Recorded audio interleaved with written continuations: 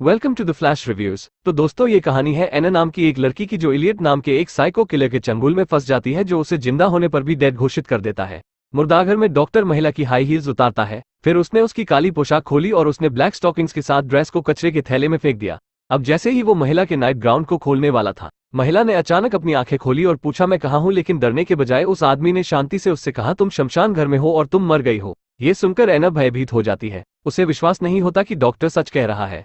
Elliott ने एना की आंखों के सामने उसका डेथ सर्टिफिकेट रख दिया ताकि वो सच्चाई को स्वीकार कर सके। एना को तब याद आता है कि मरने से पहले उसके साथ क्या क्या हुआ था। उसका अपने बॉयफ्रेंड से झगड़ा हुआ था, इसलिए वो उदास हो गई और बारिश में गाड़ी चला रही थी और फिर कार एक्सीडेंट में उसकी मौत हुई। जब उसकी आंख खुली तो उसे बताया गया कि वो मर चुकी है।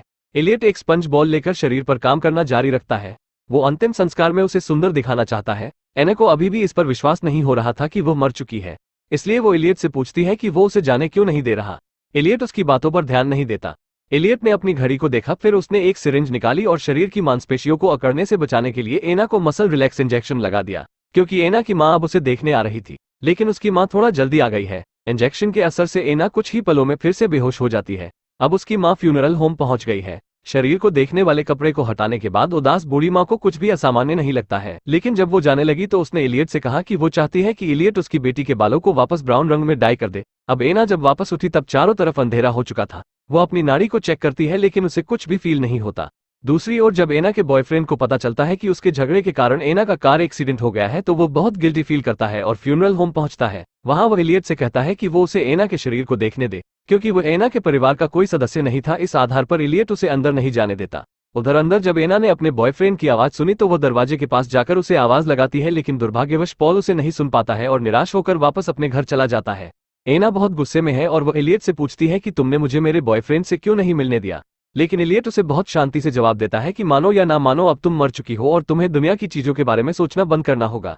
ये कहने की बात नहीं है कि तुम हर किसी के लिए एक लाश हो। मैं तुमसे बात कर सकता हूँ क्योंकि मैं मुर्दों की आत्माओं को देख सकता हूँ। एलियट ने ऐसा कहा और मुड़कर चला गया, लेकिन एना उसकी बातों पर विश्वास नहीं करती है। अब वो एलियट को मारने और इस जगह से भागने का फैसला करती है। हाथ में कैंची लेकर एलियट के करीब आने का इंतजार करती है। वो जैसे ही करीब आता है, एना उसके शरीर में कैंची मारती है, लेकिन एलियट उसके हमले से आसानी से बच जाता है। अब एना तुरंत दरवाजे की ओर भागती है, लेकिन दरवाजा पहले से ही बंद था और वो कहीं भी नहीं जा पाती। एलियट उसके पास आता है और उसको इमोशनल ब्लैकमेल करके उसका हाथ अपने पास ले जाता है ताकि वो उसके गले में छुरा घोंप सके। लेकिन एना ऐसा नहीं कर पाती है और वो उसे मारने का प्लान छोड़ देती है। अब एलियट फिर से उससे कहता है कि तुम मर चुकी हो और तुम्हें 2 दिन में दफनाया जाएगा। वो चाहता था कि एना को पुनर्जीवित होने के बारे में कोई भ्रम ना हो। जब एलियट वहां से चला जाता है तो एना अपनी किस्मत को दोष देती है और गुस्से में घर का सारा सामान तोड़ने लगती है। जब एलियट वापस लौटता है तो कमरे का सामान बिखरा देख वो समझ जाता है कि एना ने इस बात को स्वीकार कर लिया है कि वो मर चुकी है। अब वो चुपचाप अपना कोट उतारता है और घर की सफाई करने लगता है, लेकिन एना चालाकी से एलियट से चाबी चुरा लेती है। अब जैसे ही एलियट कुछ खरीदने के लिए स्टोर जाता है, एना वहां से भागने की कोशिश करती है। उधर एलियट को जैसे ही पता चलता है चाबियां गायब है, वो तुरंत फ्यूनरल होम की ओर भागता है और एना के दरवाजा खोलते ही उसके सामने पहुंच जाता है। उसे देख एना डरकर दूसरी मंजिल की ओर भागती है और लैंडलाइन फोन से अपने बॉयफ्रेंड पॉल का नंबर डायल करती है। लेकिन इस कमरे में फोन का सिस्टम थोड़ा खराब था। उसका बॉयफ्रेंड पॉल उसकी धीमी आवाज सुनकर सोचता है कि उसे भ्रम हो रहा है, क्योंकि उसकी गर्लफ्रेंड तो मर चुकी है, इसलिए वो फोन रख देता है। एलियट ये सब होते हुए देख रहा था। वो बेफिक्र होकर आया और फिर से स्पष्ट कर दिया कि तुम अब मर चुकी हो और इस समय सिर्फ मैं ही तुम्हारी आवाज सुन सकता हूँ। एना अभी भी आधे अधूरे मन से मान जाती है। अब उसे विश्वास दिलाने के लिए एलियट शीशे के कपड़े को हटा देता है।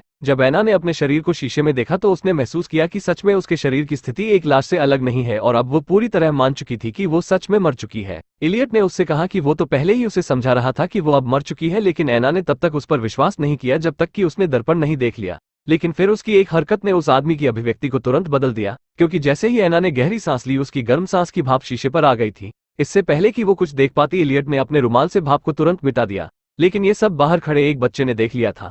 अगले दिन जब पॉल एना का सामान लेने स्कूल आता है तो वो वहां उस बच्चे से मिलता है जिसने कल रात एना को देखा था। बच्चा पॉल को बताता है कि उसने कल रात फ्यूनरल होम में एना को देखा था। उस समय उसने लाल रंग का नाइट गाउन पहना हुआ था। पॉल को पहले लड़के पर विश्वास नहीं हुआ, क्योंकि एना ने पहले कभी लाल नाइट गाउन नहीं पहना था।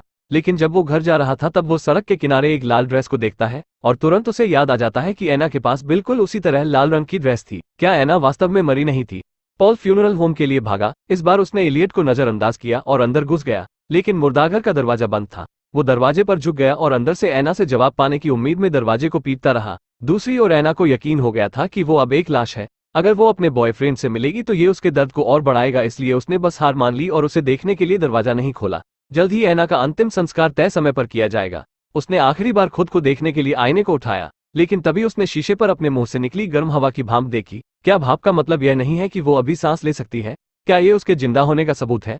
उसने इलियट को डरावनी नजरों से देखा। क्या वो वास्तव में एक साइकोपैथ किलर है? इससे पहले कि ऐना कुछ करती, इलियट ने उसका हाथ पकड़ा और उसकी गर्दन में सिरिंज घुसा दी। कुछ ही सेकंड्स में ऐना बेहोशी की हालत में आ गई। अब उसने एक कैमरा निकाला और ऐना की एक तस्वीर ली। अंतिम संस्कार के समय ऐना की पलकें कांप रही थी, लेकिन हर कोई अपने दुख में इतना डूबा हुआ था कि किसी को भी उसके शरीर के बारे में कुछ भी अजीब नहीं लगा। उसका बॉयफ्रेंड सबसे आखिर में आया और उसे सम्मान देने के लिए उसने उसके हाथ में हीरे की अंगूठी पहना दी। इलियट जो पास खड़ा था, इस समय बहुत घबराया हुआ महसूस कर रहा था, क्योंकि उसे डर था कि पॉल ऐना के शरीर के रहस्य का पता लगा लेगा। पॉल ने ऐना का हाथ पकड़ रखा था, लेकिन इस समय उसे ठंडक महसूस हो रही थी, इसलिए उसने कुछ ध्यान नहीं दिया कि ऐना जिंदा है या नहीं। पॉल धीरे धीरे नीचे झुका और जाने से पहले एक आखिरी बार ऐना को किस किया। इलियट जल्दी से ताबूत का ढक्कन बंद कर देता है। बालू और मिट्टी की आवाज सुनकर ऐना की आंख खुलती है। वो समझ चुकी थी कि उसे जिंदा ही दफनाया जा रहा है। वो मदद के लिए चिल्लाती है, लेकिन दुर्भाग्यवश अब कोई उसकी आवाज नहीं सुन सकता था। दूसरी ओर हम इलियट को दीवार पर ऐना की तस्वीर लगाते हुए देखते हैं। भयानक बात यह थी कि ऐना की तरह वहां सैकड़ों लोगों की तस्वीरें थी, जिससे हमें पता चलता है वास्तव में इलियट एक साइकोपैथ किलर है जो लोगों को जिंदा ही दफना देता है।